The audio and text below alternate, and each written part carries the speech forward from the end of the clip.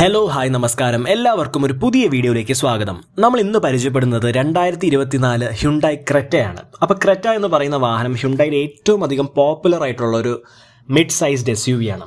അപ്പോൾ കുറേ അധികം മാറ്റങ്ങളോട് കൂടിയാണ് 2024 ക്രെറ്റ ഇപ്പം ഇന്ത്യൻ മാർക്കറ്റിലേക്ക് എത്തിയിരിക്കുന്നത്. അപ്പം ക്രെറ്റ എന്ന് പറയുന്ന വാഹനം നമുക്ക് എല്ലാവർക്കും അറിയാം, 2015 ആദ്യമായിട്ട് ഹ്യുണ്ടായി ഇന്ത്യൻ മാർക്കറ്റിലേക്ക് ക്രെറ്റ കൊണ്ടുവരുന്നത്. അതിനുശേഷം നമ്മളൊരു മേജർ ഫേസ് ലിഫ്റ്റ് ക്രെറ്റയിൽ കണ്ടത് 2019. അപ്പോൾ കോവിഡിന് തൊട്ട് മുന്നേ ആയിട്ടാണ് നമ്മൾ ക്രെറ്റയിൽ ഒരു മേജർ ഫേസ് ലിഫ്റ്റ് കണ്ടത്. അപ്പം ആ ഒരു സമയം നമുക്ക് എല്ലാവർക്കും അറിയാം, ക്രെറ്റയുടെ ബേസ് മോഡലിനൊക്കെ 1.5 വർഷത്തോളം വെയിറ്റിംഗ് പീരീഡൊക്കെ ഉണ്ടായിരുന്ന ഒരു സമയമുണ്ട് ക്രെറ്റയുടെ ബേസ് മോഡൽ ഡീസലിന്. അപ്പോൾ അത്രയ്ക്കും വാല്യൂ ഫോർ മണി ആയിട്ടുള്ള ഒരു ഹ്യുണ്ടായിയുടെ പ്രോഡക്റ്റാണ് ക്രെറ്റ എന്ന് പറയുന്നത്. ഒരു ഫാമിലിക്ക് വളരെ കംഫർട്ടബിളായിട്ട് ട്രാവൽ ചെയ്യാൻ പറ്റുന്ന ഒരു മിഡ് സൈസ്ഡ് SUV ആണ് ഹ്യുണ്ടായി ക്രെറ്റ.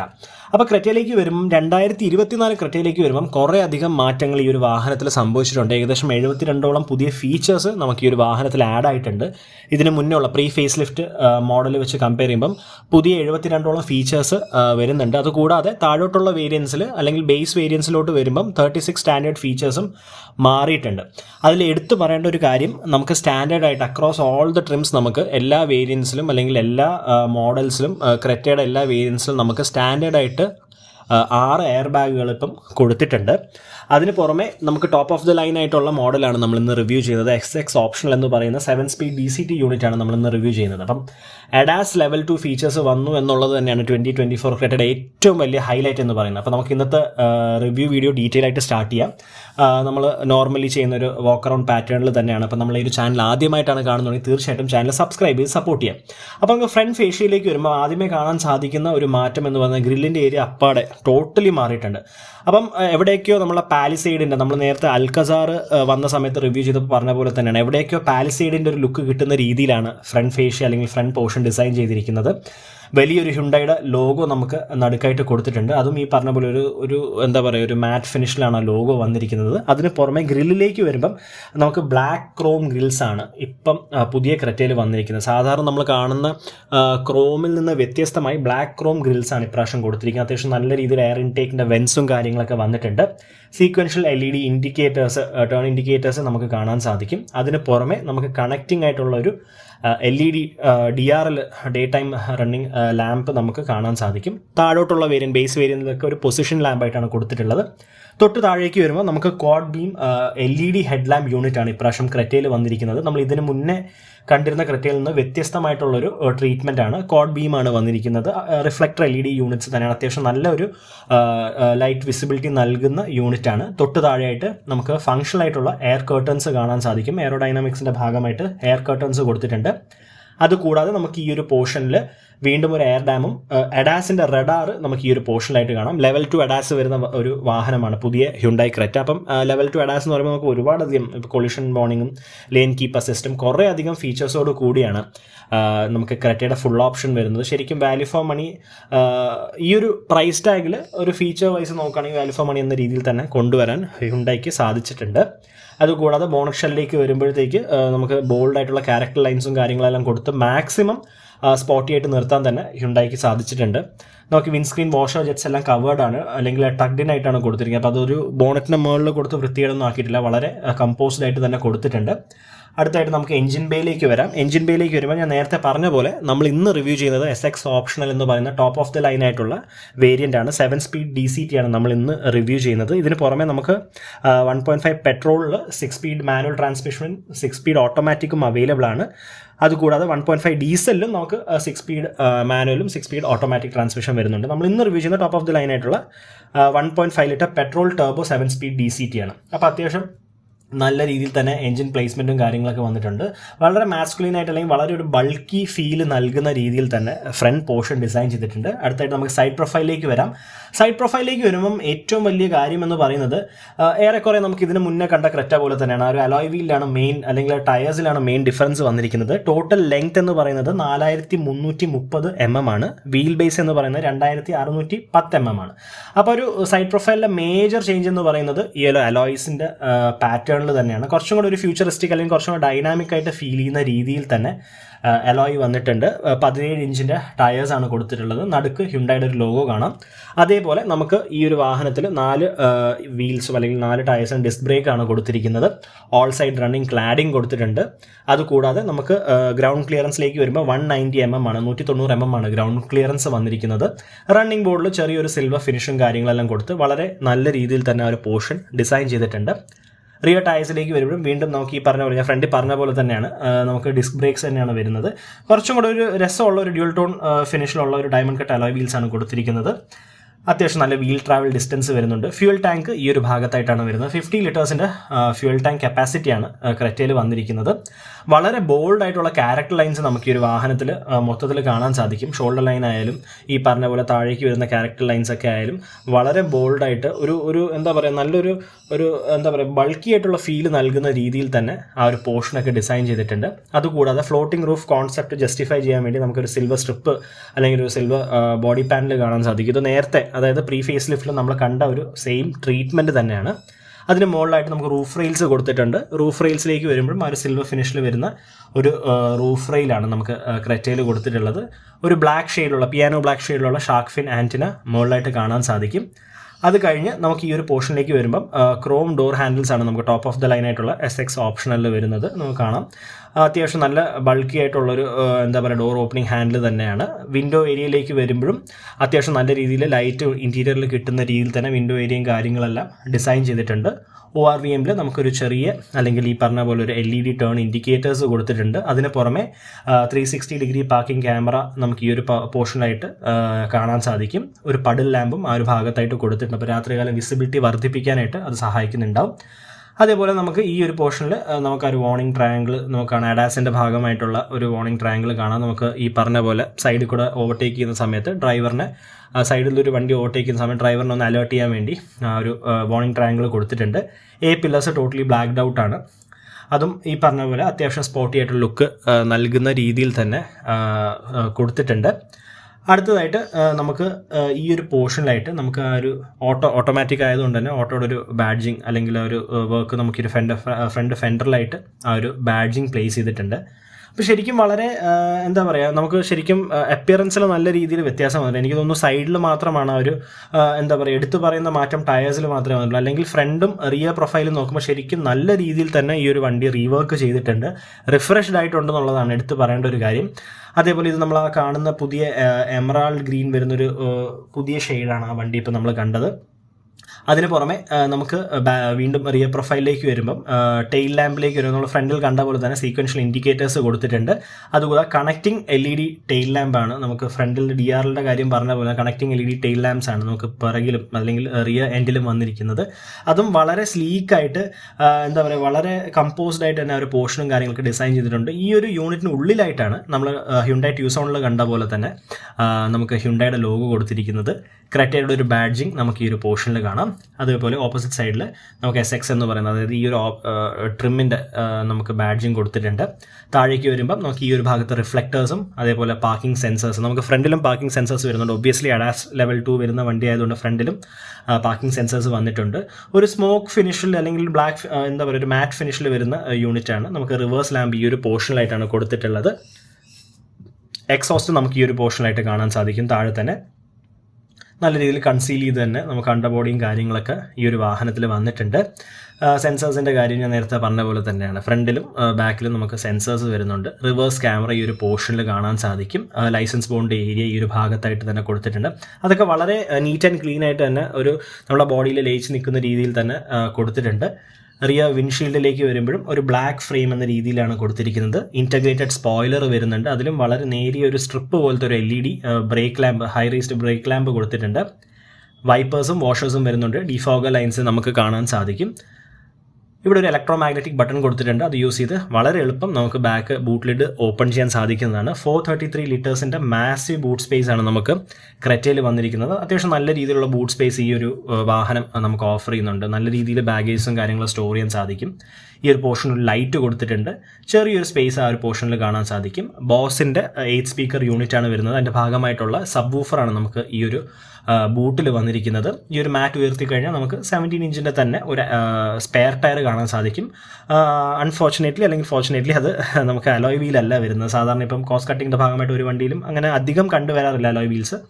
അതൊരു സ്റ്റീൽ വീല് റിമ്മാണ് കൊടുത്തിരിക്കുന്നത്. ഈ പറഞ്ഞ പോലെ 2 സ്പേസും 60-40 റേഷ്യോയിൽ നമുക്ക് റിയർ സീറ്റ്സ് സ്പ്ലിറ്റ് ചെയ്യാൻ സാധിക്കും. അപ്പോൾ നമുക്ക് വേണമെന്നുണ്ടെങ്കിൽ സീറ്റ്സ് നമ്മൾ ആവശ്യാനുസരണം സ്പ്ലിറ്റ് ചെയ്യാൻ സാധിക്കും. റിയർ പാർസൽ ട്രേ വരുന്നുണ്ട്. ഇൻറ്റഗ്രേറ്റഡ് ആയിട്ടുള്ള ഹാൻഡിൽ ഈ ഒരു പോർഷനിൽ കൊടുത്തിട്ടുണ്ട്. അപ്പോൾ അത് യൂസ് ചെയ്ത് വളരെ എളുപ്പം നമുക്ക് ഒരു ബൂട്ട് ലിഡ് ക്ലോസ് ചെയ്യാൻ സാധിക്കുന്നതാണ്. അപ്പം ഫ്രണ്ടിൽ പറഞ്ഞ പോലെ തന്നെ വളരെ റിഫ്രഷ്ഡ് ആക്കി മാറ്റിയിട്ടുണ്ട്.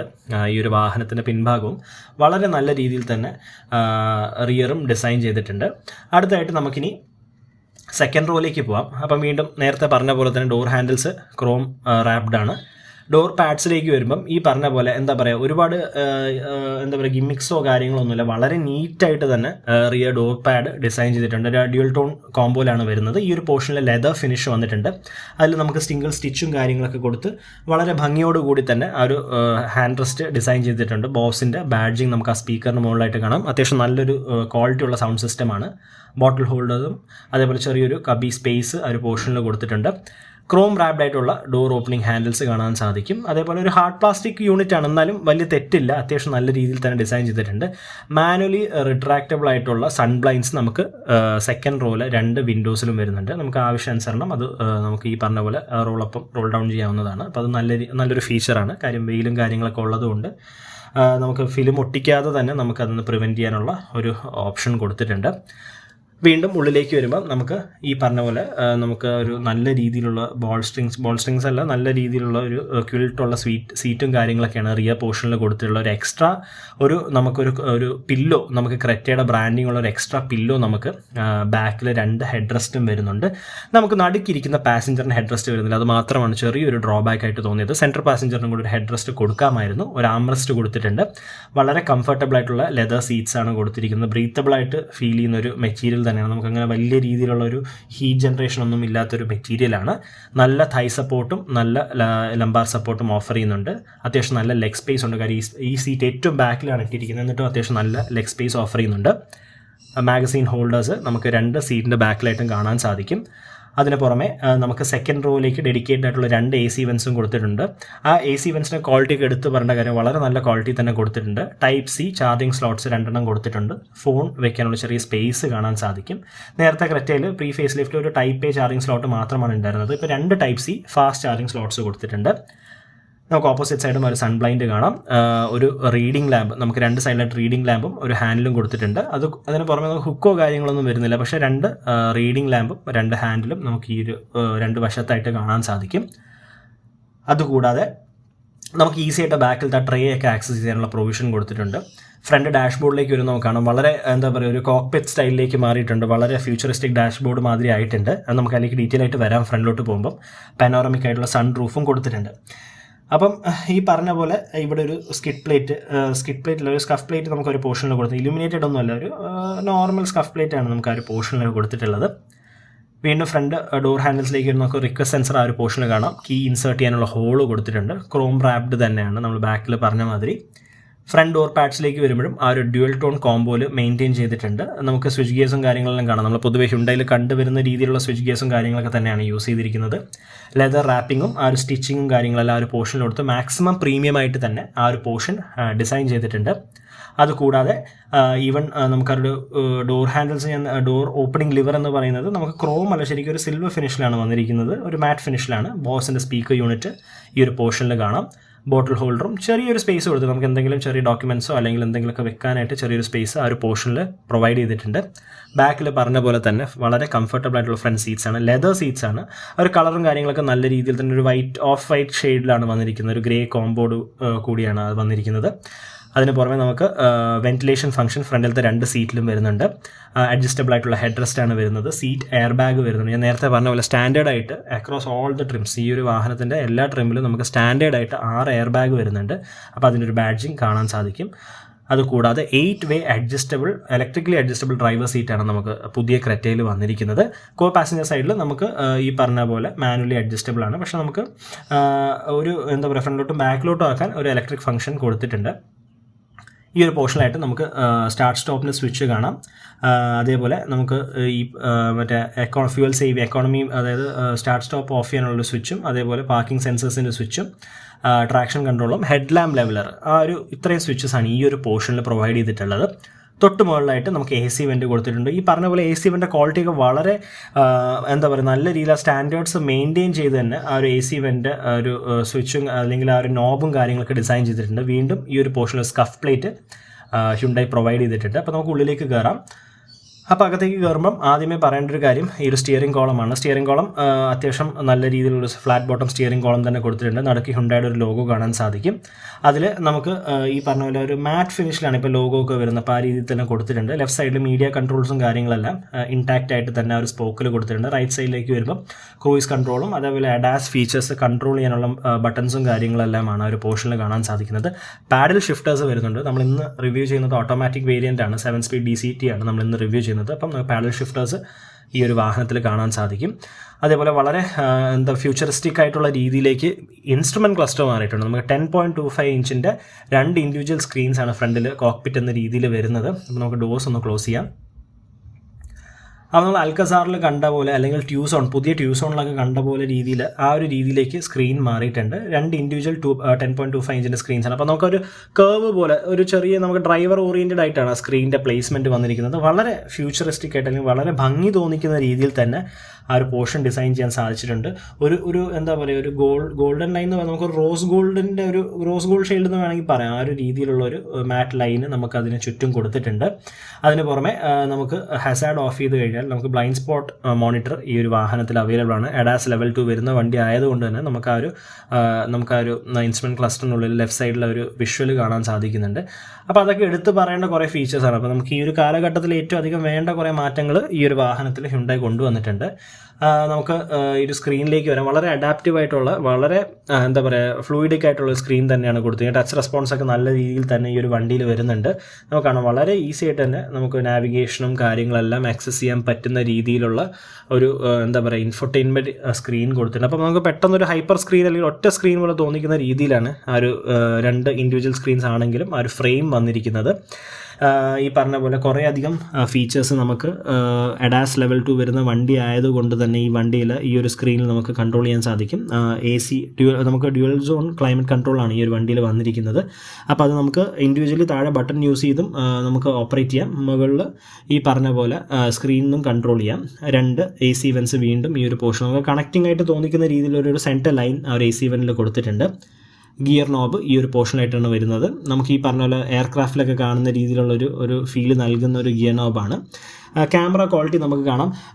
ഭയങ്കര സൂപ്പർബായിട്ടുള്ളൊരു ക്വാളിറ്റി ഒന്നുമില്ല, എന്നാലും അത്യാവശ്യം നല്ല ക്വാളിറ്റി തന്നെ നമുക്ക് ക്യാമറയിലും വരുന്നുണ്ട്. അപ്പോൾ നമുക്ക് പല വ്യൂ, അതായത് 360 ഡിഗ്രി പാർക്കിംഗ് ക്യാമറ വരുന്ന വണ്ടി ആയതുകൊണ്ട് തന്നെ നമുക്ക് പല വ്യൂസും ഈ പറഞ്ഞ പോലെ നമുക്ക് കാണാൻ സാധിക്കും. അതും ഈ പറഞ്ഞ നമുക്ക് വളരെ സ്ലീക്കായിട്ട് തന്നെ വണ്ടിയുടെ ഓരോ സൈഡും കാണാൻ പറ്റുന്ന രീതിയിൽ തന്നെ അതിൽ നമുക്ക് അഡ്ജസ്റ്റ് ചെയ്യാനുള്ള ഫെസിലിറ്റിയും കാര്യങ്ങളൊക്കെ അവൈലബിൾ ആണ്. അപ്പം ആ കാര്യങ്ങളൊക്കെ വളരെ നല്ല രീതിയിൽ തന്നെ ഹ്യുണ്ടായി മെയിൻറ്റെയിൻ ചെയ്തിട്ടുണ്ട്.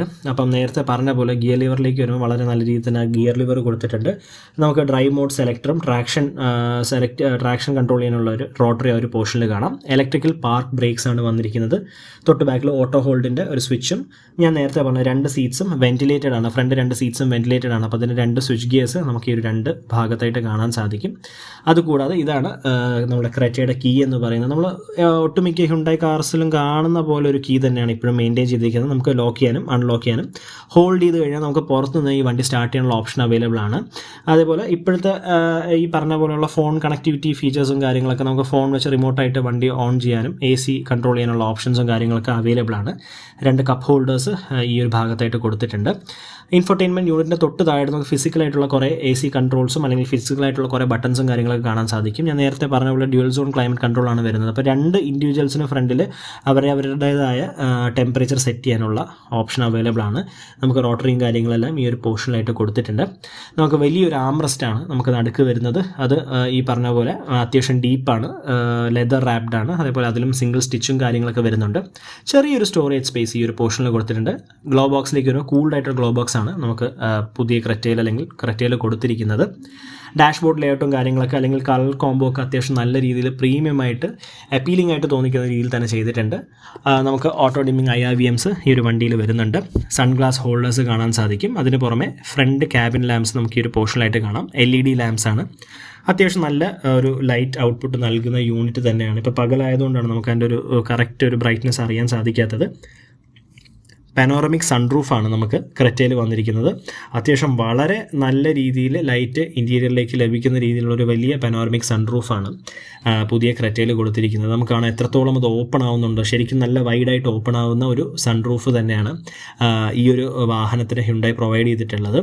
അതേപോലെ വളരെ പോസിറ്റീവ് വൈബ് നൽകുന്ന ഇൻറ്റീരിയേഴ്സ് തന്നെ പുതിയ ക്രെറ്റയ്ക്ക് കൊടുക്കാൻ ഹ്യുണ്ടായിക്ക് സാധിച്ചിട്ടുണ്ട്. അപ്പോൾ നമുക്കതങ്ങ് ക്ലോസ് ചെയ്യാം. നമുക്ക് സിംഗിൾ ടാപ്പിൽ തന്നെ ക്ലോസ് ചെയ്യാനുള്ള ഓപ്ഷൻ അവൈലബിൾ ആണ്. നമുക്ക് ഈ ഒരു ഭാഗത്തായിട്ട് വാനിറ്റി മിറർ കൊടുത്തിട്ടുണ്ട്. സൺവൈസറിൽ ഡ്രൈവർ സൈഡിൽ നമുക്കൊരു ടോൾ റെസീറ്റ് ഹോൾഡർ മാത്രമേ വരുന്നുള്ളൂ. വാനിറ്റി മിറർ വരുന്നില്ല. അതേപോലെ ബ്ലൂടൂത്തിൻ്റെ മൈക്ക് ഈ ഒരു പോർഷനിലായിട്ടാണ് നോർമലി കാർസിൽ വരുന്ന പോലെ ആ ഒരു പോർഷനിൽ തന്നെയാണ് കൊടുത്തിട്ടുള്ളത്. അപ്പോൾ ശരിക്കും വളരെ ഒരു പോസിറ്റീവ് വൈബ് നൽകുന്ന ഇൻറ്റീരിയേഴ്സ് തന്നെയാണ് പുതിയ ക്രെറ്റയുടേത്. അപ്പോൾ നമുക്ക് പ്രൈസ് സ്റ്റാർട്ട് ചെയ്യുന്നത് 10.99 lakhs തൊട്ടാണ് ഈ ഒരു വാഹനത്തിൻ്റെ പ്രൈസ് സ്റ്റാർട്ട് ചെയ്യുന്നത്. എൻ്റെ ഒരു പേഴ്സണൽ ഒപ്പീനിയനിൽ ശരിക്കും വളരെ വാല്യൂ ഫോർ മണി ആയിട്ടുള്ള പ്രോഡക്റ്റാണ്. ഇപ്പോൾ നമുക്ക് ബഡ്ജറ്റ് ഒന്ന് എക്സ്റ്റെൻഡ് ചെയ്യാൻ പറ്റുകയാണെന്നുണ്ടെങ്കിൽ നമുക്ക് ഈ പറഞ്ഞ പോലെ അഡാസ് ഫീച്ചേഴ്സും കാര്യങ്ങളൊക്കെ എൻജോയ് ചെയ്യാം. ശരിക്കും ഫ്യൂച്ചറിസ്റ്റിക് ആയിട്ട് പുതിയ ക്രെറ്റ മാറിയിട്ടുണ്ട്. നമ്മൾ ഇന്ന് റിവ്യൂ ചെയ്തത് SX ഓപ്ഷൻ എന്ന് പറയുന്ന ടോപ്പ് ഓഫ് ദ ലൈൻ ആയിട്ടുള്ള 7 സ്പീഡ് DCT യൂണിറ്റ് ആണ്. ഇത് 1.5 ലിറ്റർ ടർബോ പെട്രോൾ യൂണിറ്റ് ആണ് നമ്മൾ ഇന്ന് റിവ്യൂ ചെയ്തത്. ഇതിന് പുറമെ നമുക്ക് പെട്രോൾ ഡീസൽ ഓപ്ഷൻസിൽ അവൈലബിൾ ആണ്. മാനുവൽ ഓട്ടോമാറ്റിക് എല്ലാം വരുന്നുണ്ട്. വളരെ ഒരു